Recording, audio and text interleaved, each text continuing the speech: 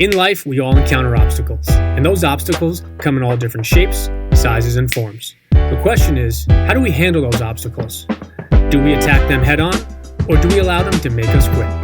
Welcome to the No Quit Living podcast, where we aim to motivate and inspire listeners to never give up on themselves, their dreams, or their goals. We will interview successful people from all walks of life as they share their no-quit stories when they had the choice to give up or give in, but they didn't. We thank you for listening, and we hope to be that jolt of positivity as you go for your greatness. Welcome to episode number 206 of the No Quit Living podcast. I'm your host, Christopher J. Worth, and today's theme of the day is looking ahead. Our quote of the day comes to us from Colin Powell. Always focus on the front windshield and not the rearview mirror.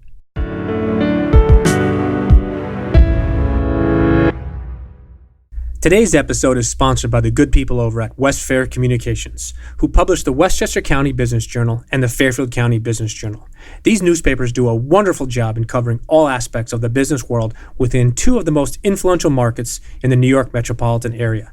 You can also take advantage of their daily news feeds, which keep track on the companies and thought leaders in these important regions. For more information, take a look at www.westfaironline.com. Trust me, once you start reading, you won't quit. I'm excited to bring you today's episode. I think at times we can all focus too much on our past. Now, don't get me wrong. It's incredibly important to remember, appreciate, and learn from it, but we shouldn't stay there or focus too much of our time or efforts on the past. As a former collegiate athlete and coach, it was important to find the right mix between studying past opponents and their game tape, but also preparing our team for the next game and our next opponent. Of course, so much can be learned and taught from these past successes and failures, but we can't live there. We sure can't replay those tough losses or change their outcome, nor can we hang on to those past victories in lieu of future competition. Just like the stock market, past performance does not guarantee future results. This idea reminds me of the difference between the windshield and the rearview mirror. Clearly, they are both extremely important, but there is a reason to their size discrepancy. The reality is that what you look through heading into the future should be so much bigger than what you focus on behind you. While changing lanes, parallel parking, or even maneuvering around in the parking lot, your rearview mirror is extremely important. But you spend the majority of your time driving by focusing on what is directly in front of you. Think about the time you spend in your own vehicle. While you're driving, are you constantly looking behind you, turning around, or focusing on the exit you just passed? Or perhaps the exit before that? Or instead, are you looking in front of you at the other cars, that exit that is approaching you, and the stoplight just ahead? Focusing on what is in front of you as opposed to what's behind you is also very similar to stressing about the past and those things that you can't change. If anyone could go back to last week, last year, or even yesterday, with what we know now, we would probably all make some very different choices. But we can't. What we can do is learn from our past.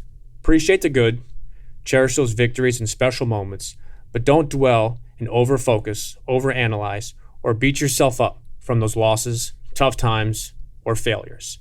It's impossible to just immediately snap your fingers and completely eliminate any and all thoughts, but we can all try to focus on the future.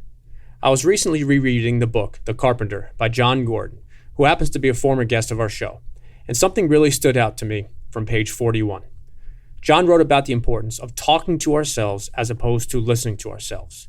When we listen, we think about those past losses, the missed opportunities, and that wasted time. That's when fear, doubt, and insecurities come into play. However, when we focus on what we tell ourselves, the story very much changes. When we talk to ourselves, we focus on the future, and we give ourselves the power, strength, confidence, and courage to move forward. I'm reminded of a great quote by Sam Waterston: "If you're not moving forward, you're falling back." As the theme of both our podcast and our company is to motivate and inspire people to never give up, I challenge you today to focus on your future. It's perfectly acceptable to think about the past, to learn from it, and also to cherish it, but just don't stay there.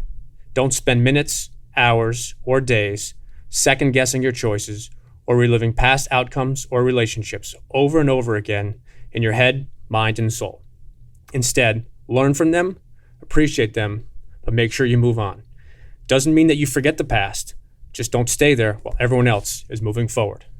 Moving forward is not easy, nor is it simple. At times it is clearly scary, unknown, and incredibly uncomfortable, but it is extremely important. Whether you are listening to this podcast in the morning, afternoon, or the evening, make a decision to move forward. And as you go for your greatness, I recommend you try and listen less to yourself and those fears, doubts, and insecurities, and instead talk to yourself.